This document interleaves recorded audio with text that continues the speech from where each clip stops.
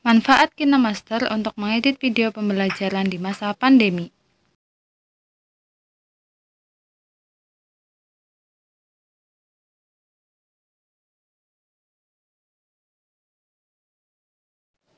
Video ini berisi tentang penjelasan KineMaster.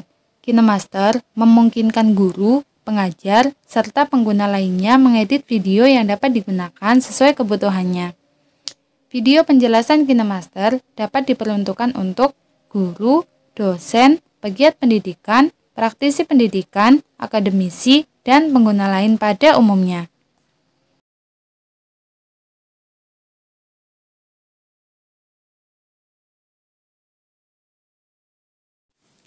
KineMaster merupakan aplikasi mobile yang secara khusus dirancang untuk membantu pengguna Android dan iOS untuk memodifikasi video dari video biasa menjadi video yang lebih menarik.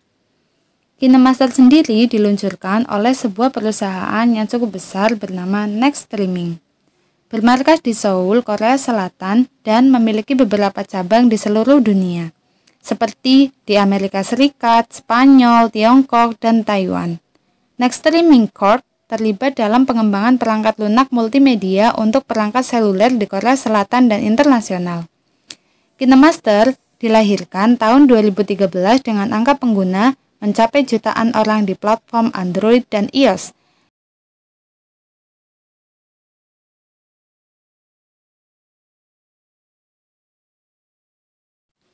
KineMaster dapat diunduh secara gratis atau berbayar di Play Store.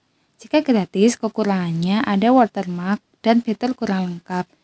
Untuk yang berbayar, fitur lebih lengkap dan tidak ada watermarknya. Jika kita ingin memiliki KineMaster yang gratis namun tanpa watermark, kita dapat mengunduhnya di Google dengan kata kunci pencarian KineMaster gratis tanpa watermark.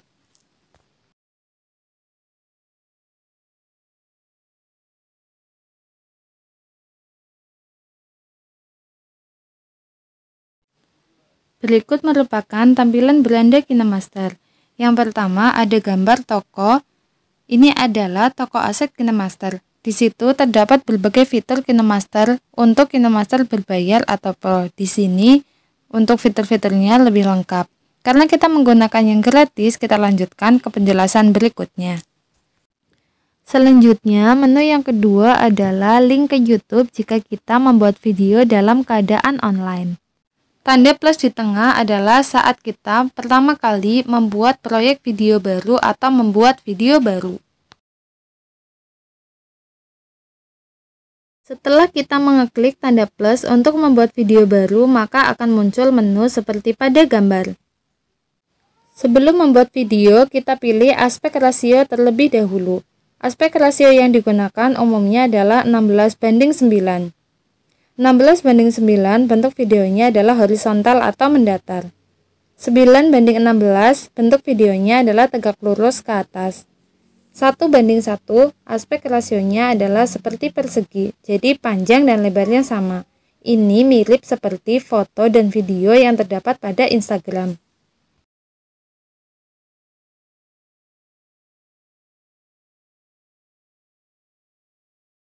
Ini merupakan tampilan menu setelah kita mengeklik resolusi proyek video baru.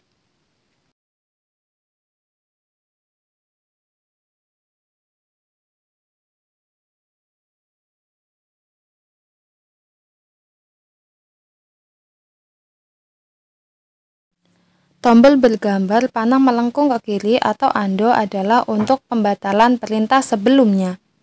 Tombol bergambar panah melengkung ke kanan atau redo untuk pembatalan perintah ando. Tombol ekspor dan bagikan adalah untuk mengekspor dan membagikan video ke media sosial lainnya.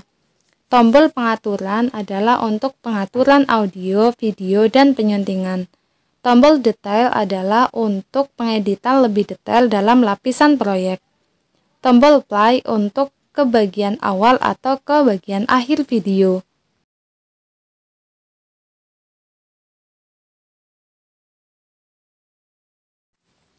Tombol dengan gambar kotak berpanah ke sebelah kiri fungsinya untuk kembali ke layar utama atau home. Tombol media adalah bagian utama proyek video. Ibarat kue kue utama yang akan dihias dengan berbagai topping atau hiasan. Media dapat berupa layar polos berwarna, foto, atau video. Tombol lapisan. Ini adalah bagian kedua proyek video. Ibarat kue, ini adalah hiasan atau toppingnya. Lapisan dapat berupa foto, video, efek, stiker, tulisan, dan tulisan tangan. Tombol suara fungsinya untuk merekam suara. Tujuan perekaman adalah untuk memperjelas video. Perekaman dilakukan langsung pada ponsel tanpa bantuan perangkat apapun. Usahakan merekam suara di tempat yang hening agar perekaman yang dilakukan menghasilkan suara yang jelas dan tidak terganggu suara yang tidak diperlukan. Tombol insert berfungsi untuk memasukkan foto atau video secara manual. Setelah tombol insert diklik, kita dapat mengambil foto atau video menggunakan kamera pada ponsel. Selanjutnya, tombol play berfungsi untuk mereview video yang sedang kita edit atau buat. Selanjutnya, tombol audio berfungsi untuk memberi background pada video.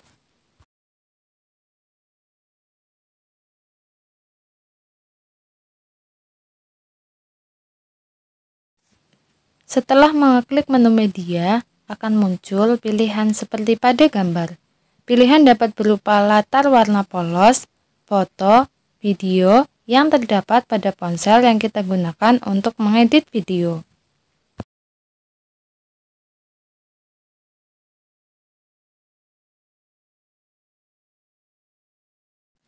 Setelah mengeklik menu lapisan, maka akan muncul pilihan lapisan berupa media. Media dapat berupa foto dan video, efek, hamparan atau stiker yang terdapat pada aplikasi, teks, dan tulisan tangan.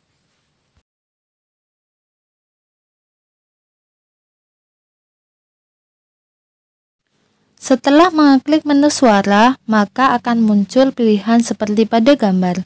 Untuk memulai rekaman, klik mulai. Dan untuk mengakhiri rekaman, klik berhenti. Ingat, usahakan merekam suara di tempat yang hening, agar perekaman yang dilakukan menghasilkan suara yang jelas dan tidak terganggu oleh suara yang tidak diperlukan.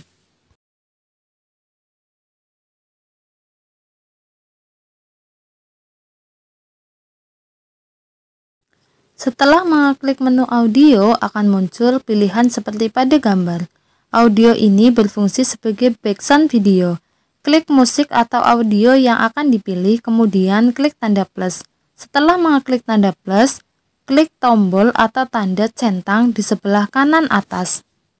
Jika kita menggunakan background, usahakan background suaranya lebih pelan dari suara penjelasan pada video. Tujuannya agar penjelasan tetap jelas dan mudah dipahami tanpa terganggu oleh background. Apabila kita menggunakan background, usahakan gunakan background no copyright dan jangan lupa izin ke pemilik background. Serta jika kita mengunggah video yang dilengkapi background, cantumkan sumber atau kredit background tersebut.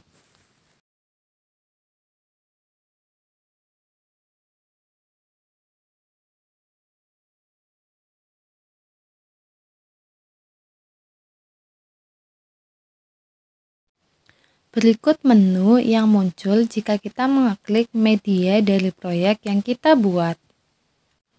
Yang pertama adalah menu bergambar gunting. Menu bergambar gunting berfungsi untuk memangkas atau membagi video. Pemangkasan dapat dilakukan ke sebelah kanan, ke sebelah kiri, atau membaginya menjadi dua. Selanjutnya, menu pemangkasan layar atau background. Pemangkasan layar atau background berfungsi untuk memangkas media berupa gambar atau foto.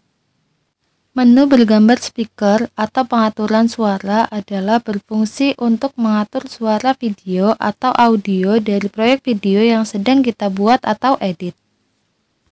Di sebelah kiri ada beberapa menu. Yang pertama, menu Ando yang bergambar tanda panah melengkung ke sebelah kiri. Fungsinya adalah untuk membatalkan perintah sebelumnya. Yang kedua, gambar panah ke sebelah kanan yang melengkung adalah redo. Fungsinya untuk membatalkan perintah Ando. Yang ketiga, gambar bingkai untuk pengaturan bingkai. Yang keempat, gambar sampah atau tempat sampah untuk menghapus.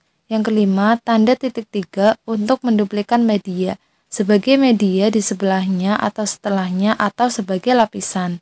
Yang keempat, tombol edit detail adalah untuk mengedit lebih detail. Jika kita mengklik tombol ini, maka detailnya akan terlihat untuk ke bawahnya atau lapisannya.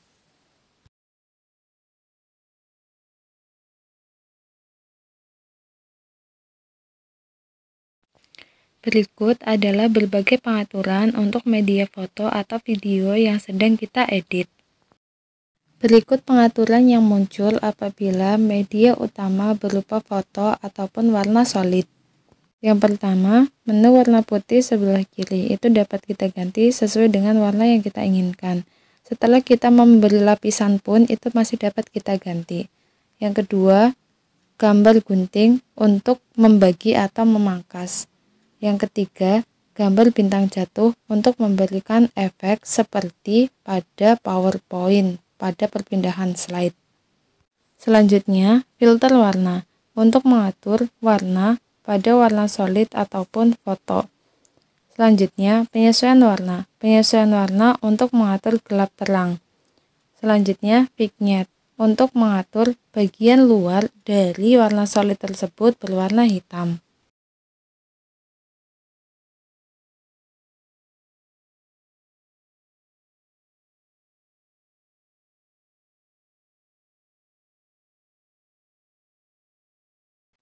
Berikut tampilan menu yang muncul apabila kita mengklik media berupa video.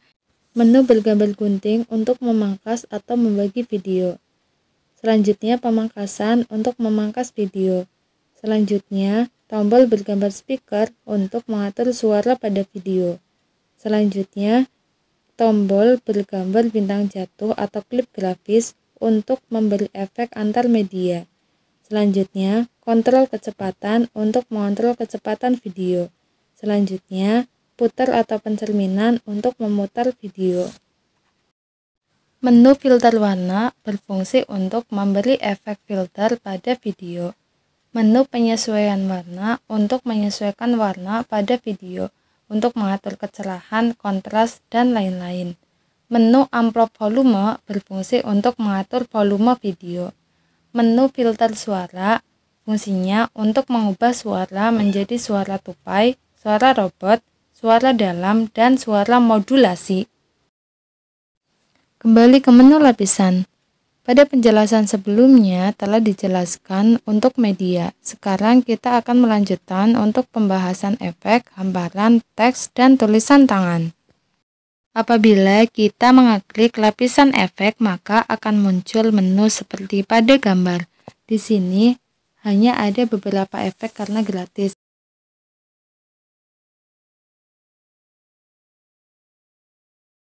Jika kita mengklik lapisan hamparan, maka akan muncul pada seperti gambar. Stikernya hanya sedikit karena kita menggunakan KineMaster yang gratis. Jika kita mengklik lapisan teks, maka akan muncul pilihan seperti pada gambar. Tuliskan sesuai dengan kebutuhan yang kita inginkan. Setelah menulis teks pada lapisan, kita dapat mengaturnya sesuai dengan kebutuhan. Ini merupakan contoh teks yang kita tulis pada lapisan media. Berikut merupakan pengaturan untuk tulisan yang kita buat pada menu lapisan.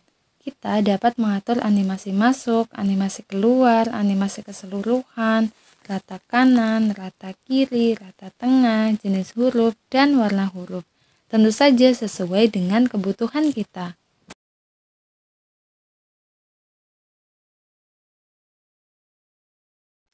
Jika video sudah diedit seperti yang kita inginkan, tahap terakhirnya adalah mengekspor video. Klik menu ekspor dan bagikan. Perlu diingat, sebelum mengekspor video, sebaiknya video yang kita edit kita mainkan ulang dari awal sampai akhir. Tujuannya adalah untuk meminimalisir kesalahan dalam pengeditan video.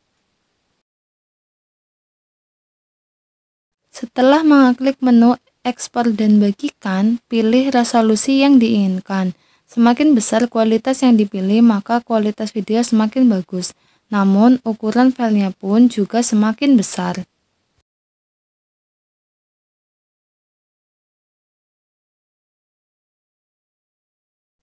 Pengeditan video pembelajaran menggunakan KineMaster cukup lengkap dan praktis karena semua menu mudah dipahami.